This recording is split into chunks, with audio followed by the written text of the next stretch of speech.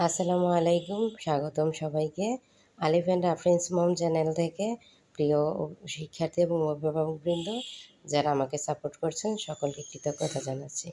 আজকে তোমাদের জন্য নিয়ে এসেছি বিজ্ঞানের কিছু গুরুত্বপূর্ণ সংক্ষিপ্ত প্রশ্ন। তাহলে শুরু করা যাক। পরিবেশ কি? আমাদের চারপাশের সব কিছু মিলেই তৈরি হয় পরিবেশ। দূষিত পরিবেশ কাকে বলে? পরিবেশ যখন আমাদের জন্য ক্ষতিকর হয়ে যায় তখন তাকে দূষিত পরিবেশ বলে।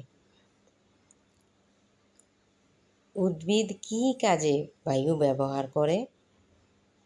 উদ্ভিদ খাদ্য তৈরির কাজে বায়ু ব্যবহার করে। খাদ্য তৈরি করতে উদ্ভিদ বায়ু ব্যবহার করে থাকে, যেহেতু উদ্ভিদ নিজের খাদ্য নিজেই তৈরি করে। আবাসস্থল কাকে বলে? আবাসস্থল হচ্ছে উদ্ভিদ যে জায়গায় জন্মায় এবং প্রাণী যে বিশেষ জায়গায় বাস করে তাকে আবাসস্থল বলে। আশ্রয়স্থল কাকে বলে? যে নিরাপদ স্থান আক্রমণকারী প্রাণী বা বিরূপ আবহাওয়া থেকে প্রাণীকে রক্ষা করে তাকে আশ্রয়স্থল বলে। উদ্ভিদের খাদ্য তৈরিতে কি কি প্রয়োজন হয়? উদ্ভিদ যেহেতু নিজের খাদ্য নিজে তৈরি করে, তাহলে উদ্ভিদের খাদ্য তৈরিতে সূর্যের আলো, পানি এবং বায়ুর কার্বন ডাই অক্সাইড প্রয়োজন হয়। বায়ু থেকে শ্বাসকার্যের মাধ্যমে প্রাণীরা কী গ্যাস গ্রহণ করে? প্রাণীরা অক্সিজেন গ্যাস গ্রহণ করে। সকল জীবের বেঁচে থাকা ও বৃদ্ধির জন্য কি প্রয়োজন? শক্তির প্রয়োজন। শক্তির প্রধান উৎস কি? শক্তির প্রধান উৎস সূর্য। উদ্ভিদের জন্য প্রয়োজনীয় দুটি উপাদানের নাম লিখো। দুটি উপাদান হলো সূর্যের আলো ও পানি। খাদ্য তৈরির জন্য উদ্ভিদ বায়ু থেকে কি গ্রহণ করে? উদ্ভিদ বায়ু থেকে কার্বন ডাই অক্সাইড গ্রহণ করে। উদ্ভিদ কখন খাদ্য তৈরি করতে পারে না? যেহেতু সূর্যের আলো থাকে না রাতে, তাই উদ্ভিদ রাতের বেলা খাদ্য তৈরি করতে পারে না।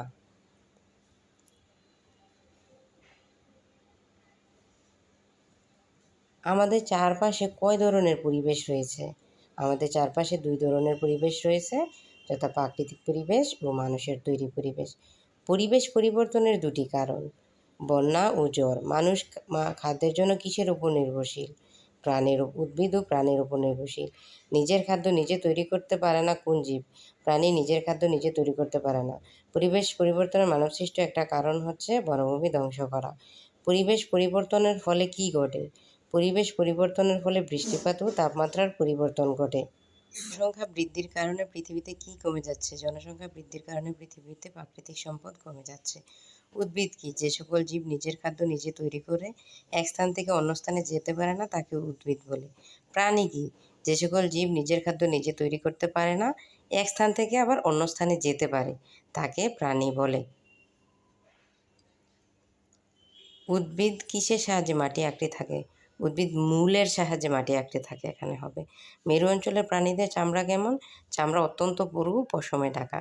কয়েকটি বিলুপ্ত প্রাণীর নাম হচ্ছে ডোডো পাখি এবং তাসমেনিয়াম বাঘ। বর্তমানে বিপন্ন প্রাণীর নাম হচ্ছে তালিবাম ও রয়্যাল বেঙ্গল টাইগার। উট মরুভূমির পরিবেশে বেঁচে থাকে কিভাবে? উটের পিঠের গুজে জমানো চর্বির সাহায্যে। মরুভূমির উদ্ভিদের কাণ্ড ও পাতা কেমন হয়? রসালো হয়। পরাশ্রয়ী উদ্ভিদ কাকে বলে? যেসব উদ্ভিদ অন্য কোনো উদ্ভিদের উপর জন্মেও বেঁচে থাকে তাকে পরাশ্রয়ী উদ্ভিদ বলে। মেরু অঞ্চল কি? পৃথিবীর উত্তর ও দক্ষিণের সবচেয়ে ঠান্ডা ও বরফে আচ্ছাদিত স্থানই মেরু অঞ্চল। মাটি কি?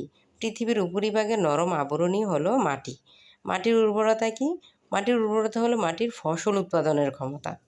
মাটি সংরক্ষণ বলতে কী বোঝায়? মাটির ক্ষয় রোধ করা বা মাটির উর্বরতা বজায় রাখা। মাটি দূষণ কি? বিভিন্ন ক্ষতিকর পদার্থের কারণে মাটির স্বাভাবিক গুণাগুণ নষ্ট হলে তাকে মাটি দূষণ বলে। দুটি জৈব সারের নাম হচ্ছে গোবর সার ও কম্পোস্ট সার। মাটি দূষণ রোধ করার উপায় রিসাইকেল করা। খাদ্য কি? যা খেয়ে আমরা বেঁচে থাকি তাই খাদ্য। ভিটামিন কি? ভিটামিন হলো এক ধরনের গুরুত্বপূর্ণ পুষ্টি উপাদান যা দেহকে কর্মক্ষম রাখতে সাহায্য করে। নিরাপদ খাদ্য কি?